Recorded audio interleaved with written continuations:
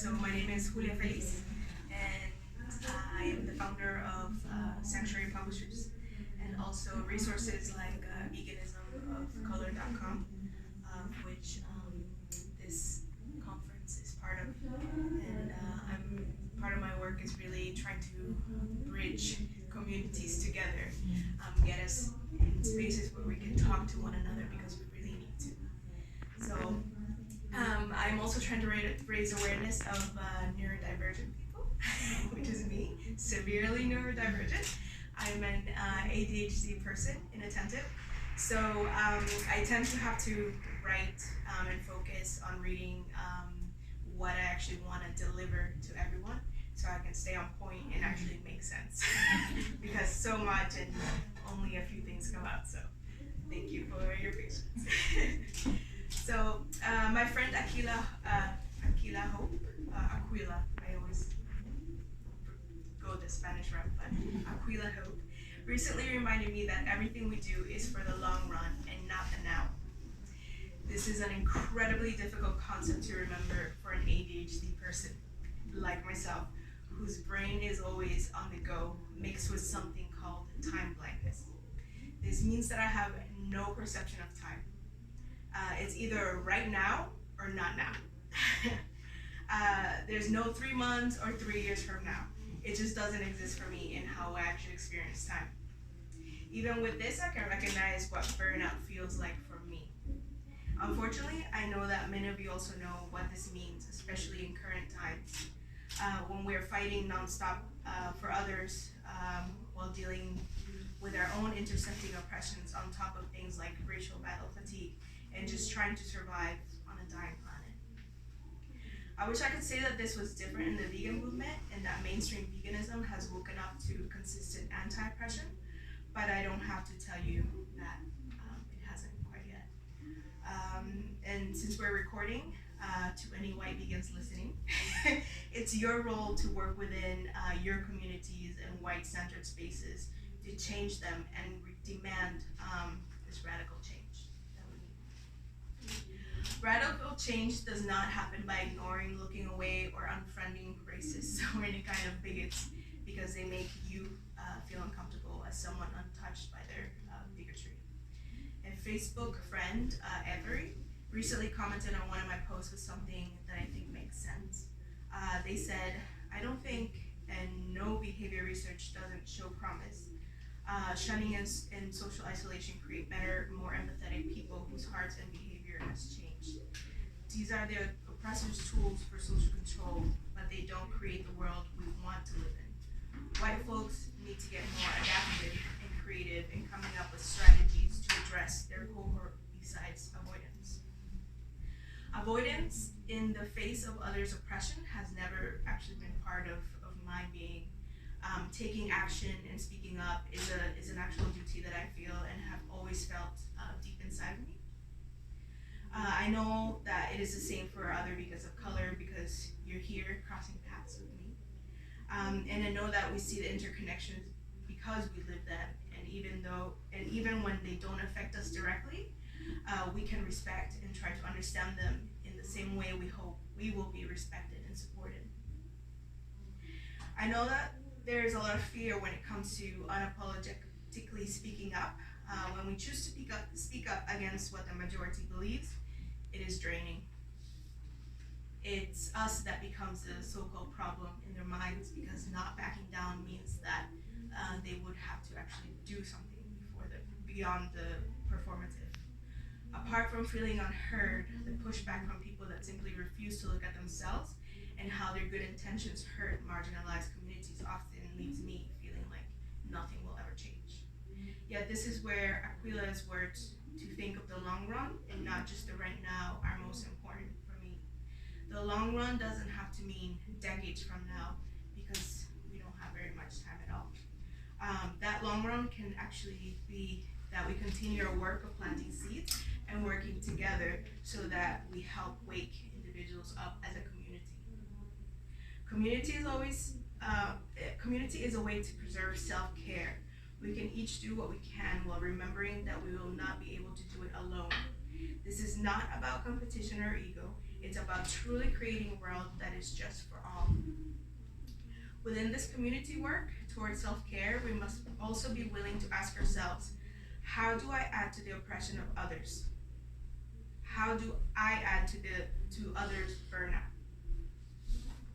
This is something that I have been working on myself, recognizing how I react when told I was mistaken or that I had hurt a fellow marginalized person. This helped me grow in my awareness while ensuring that I didn't add to anyone else's burnout. This in turn meant that I truly understand my hand and role in taking down the biases that I had been taught by society rooted in otherizing others. What do I mean with this? I mean that when I truly understood that self-care and community went beyond me as an individual, I understood that impact is greater than intent. I understood how to truly apologize for hurting another person by recognizing that I hurt that person unintentionally despite coming from a good place. For example, a few months ago, I asked my trans friend if they were assigned male or female at birth. My friend, rightly so, responded that it was not an appropriate question because it basically asked them about their genitals. My initial reaction was to be mortified and to want to crawl under a rock. But I realized that despite how I was feeling and my intentions of why I asked, that person chose to teach me by telling me I had been inappropriate.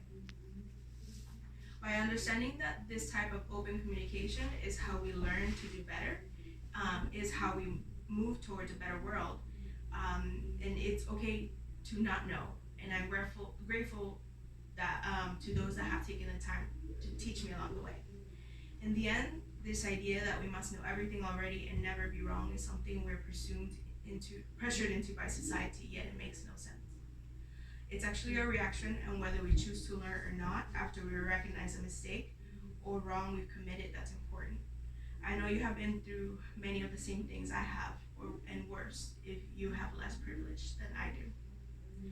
Honestly, most of my burnout has been from well-meaning allies that mess up and decide that their feelings of having messed up are more important than the hurt they caused by being covertly racist, sexist, neuroableist, xenophobic, etc.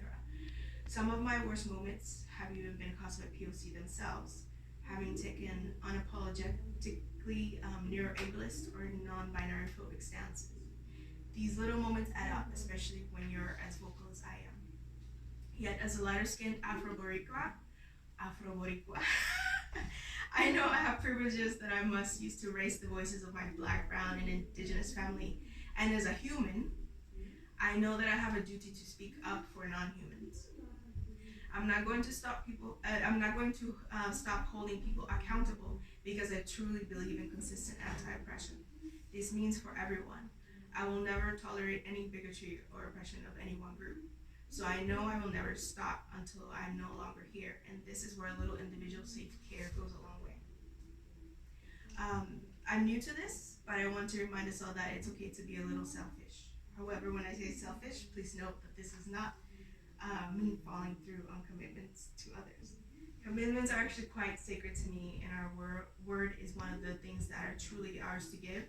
If our word is meaningless, what do we have? What I mean is selfish in being okay with finding a little happiness for ourselves each week and even a little moment each day. Of course, I would be here at Farm Sanctuary among non-humans and among VoC each and every day if I could. Sadly, this isn't something that I can do, so I have started working on reducing my burnout with what is accessible to me. Everyday feminism explains that a way to work against burnout is to first figure out what it means. So basically, the first step is recognizing what burnout feels like for you. For me, it's anxiety, heightened depression, frustration, restlessness. I sometimes even start scratching myself in my sleep. These get heightened through my ADHD, and they in turn make my ADHD struggles worse.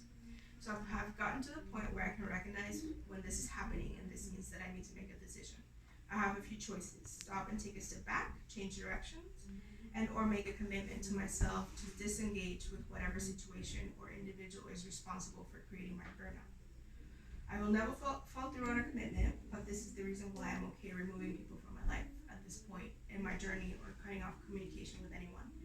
We must remember that we do not owe our energy to anyone, especially if they're unwilling to work on the ways that they add to your burnout or our burnout. And this is something I've experienced often in mainstream veganism, and I want you all to realize that you don't own you don't owe anyone your energy. And um, I think this is an unfortunately situation that we find ourselves in as vegans of color, where white vegans may not be willing to understand that racism is not a good versus bad white person behavior, but a spectrum that they all partake in and do, especially if they're not actively working on their hand in racism and white supremacy continuously. I no longer feel bad about cutting ties. I have realized that I need to take care of me to do the most that I can do for those that don't have whatever privileges I do, and this includes non-human animals. I no longer have time to argue with a single individual over my humanity. I don't have time to fight for someone, someone that won't listen to hear me, or try to convince someone I have worth as a neurodivergent person, asking them to merely understand how their language or perceptions of how I communicate hurts me. So the next step is avoiding burnout. In avoiding burnout is making sure we find joy in this sad world. Actually doing things that bring me simple pleasures is something that I need to remind myself is a must. What would this look like to you? For me, I like to take care of succulents and learn about new varieties. I also like to knit and teach myself and plan to teach myself crochet at some point. I also like to blast my reggaeton. And reminisce of simple times when I was growing up, or about the many adventures I have been lucky to find myself on so far. I sometimes feel better by pouring my frustrations out into a new essay, even if no one reads it. Letting go actually helps me process and to move on faster, which is actually how I keep going with my work with book publishing, even though it's